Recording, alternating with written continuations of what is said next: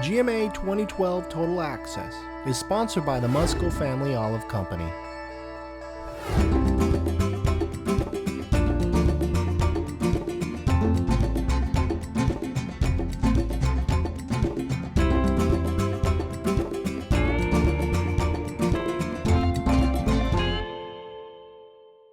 Welcome to Supermarket News Total Access. The industry is gathering in Colorado Springs for the Grocery Manufacturers Association Executive Conference, and we're taking an insider's look through interviews with conference speakers and other industry leaders. I'm David Orgel, Editor-in-Chief of Supermarket News, and with me is Phil Lempert, the supermarket guru. Thanks, David. And with us is Pam Bailey, President and CEO of the Grocery Manufacturers Association. Pam, it's great to have you here on Total Access. It's great to be here, Phil. Now, as the voice of the CPG industry in our nation's capital, where certainly there's a lot of election activity these days, what's GMA's legislative and regulatory priorities for the remainder of the year? Our priorities, Phil, continue to be based on our top focus at GMA, and that's product safety. Working both with our member companies and with experts at FDA and throughout Washington. The interesting thing about Washington is our important work still goes on no matter what the political focus might be. And this year there's been no higher priority than preparation at FDA for implementation of the Food Safety Modernization Act, the most comprehensive review of food safety laws in over 70 years. We're expecting FDA will issue some 50 regulations, and GMA has been able to draw upon the expertise and the thought leadership of our member companies to provide continued input and advice to FDA in terms of what we see as the best practices within the industry.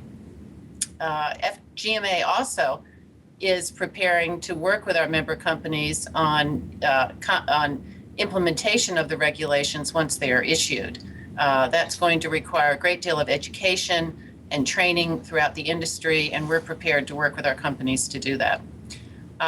Turning now away from food and beverage to the product safety issues that impact CPG companies, there's nothing more important than reform of the chemical management laws. Those laws have been in place for over 45 years and have just not kept pace with scientific change and what we know about the chemicals that are in our products used by consumers. We want to reform those laws, we want to update them, and we've been working with Congress on a bipartisan basis to do that throughout the year. Finally, huge priority for GMA continues to be implementation of our Facts Up Front nutrition information program.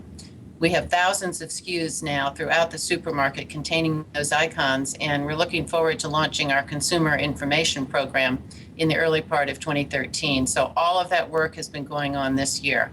It's been a very busy year for GMA, for our member companies, and we're very happy to continue our work despite what happens politically. Pam, the whole topic of collaboration continues to be very important for the industry. What can we look forward to with GMA's new collaboration with the Food Marketing Institute Midwinter Executive Conference beginning in January?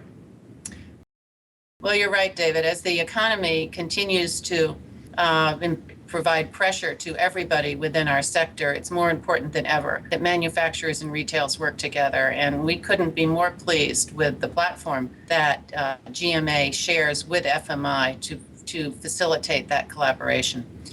This year will be the last of the executive conference as we have known it. We look forward next year at the January midwinter to not only supporting FMI with its midwinter programming as we always have, co-locating our board of directors meeting there, for example, and all of our committees, but we'll also be bringing for the first time our signature event from our executive conference, the Hall of Achievement Award, the chairman's lecture, and a dinner that will bring together the leadership of all of the industry. This will take place on Saturday evening preceding the formal opening of Midwinter. In addition to that, of course, GMA and FMI collaborate throughout the year, not only on other educational programs, but also facilitate discussions among our members on strategies that we need to work on together to facilitate growth. We do that through the TPA, and next year we're going to do it as well through a joint public policy conference in Washington, bringing together the leadership of the broad industry, and then for the first time, launching a fly-in on Capitol Hill, where all the leaders of food and beverage and CPG at one time will be meeting with political leaders, legislators, and talking about our shared agenda, all, again, focused on what we need in able to grow as an industry to better serve our consumers. Well, Pam, that's certainly a fabulous initiative. And there's one that you talked about when you first took over GMA, which I know is near and dear to your heart, which has to do with health and nutrition initiatives. Front of pack labeling is one of those that actually have become reality. How are manufacturers really doing addressing health and nutrition? That's a great question, Phil, because at the heart of what every one of our companies focuses on is understanding the consumer, what she or he wants, what their family needs. And over, we are told and we understand that what our consumers look for from their food and beverage manufacturers are product choices and information and tools with which to make decisions to build how to build healthy diets for their families. Already our companies have reformulated and changed package sizes for over 20,000 individual products, reducing calories, sodium, and sugar and fat. That reformulation, of course, will continue as consumers make their preferences known. We have been working this past year with our companies on understanding the path forward on the 2005 guidelines for sodium reduction.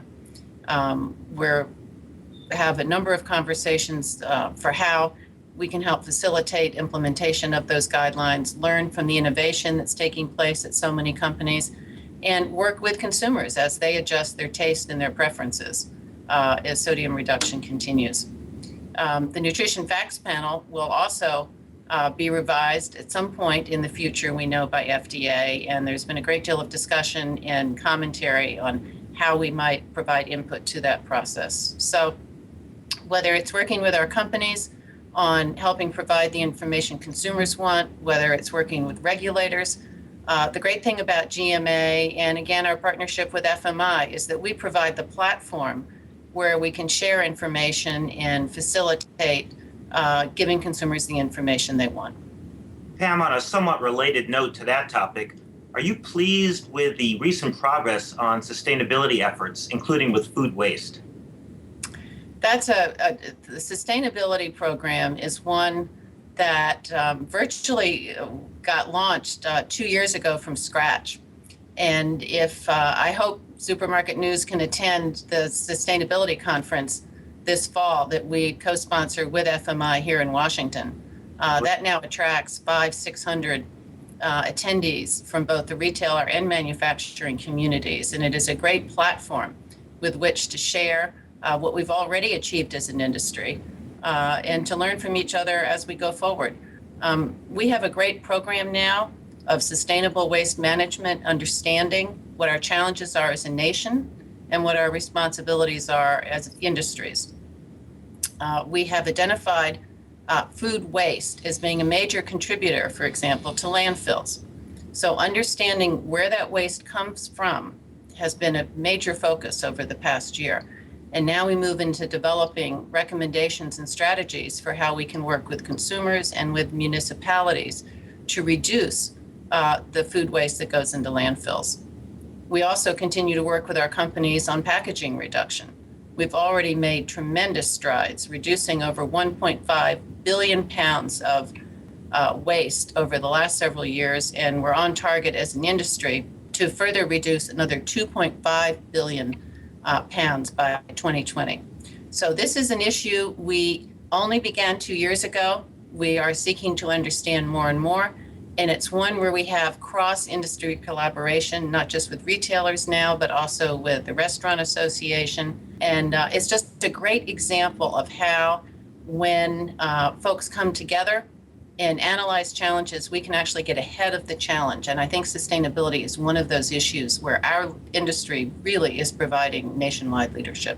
There's no question that it's a very full agenda and you're leading the charge. So Pam, thanks again for taking the time to join us, and be sure to join supermarketnews.com for more coverage on the 2012 GMA Executive Conference and to watch more Total Access interviews just like this.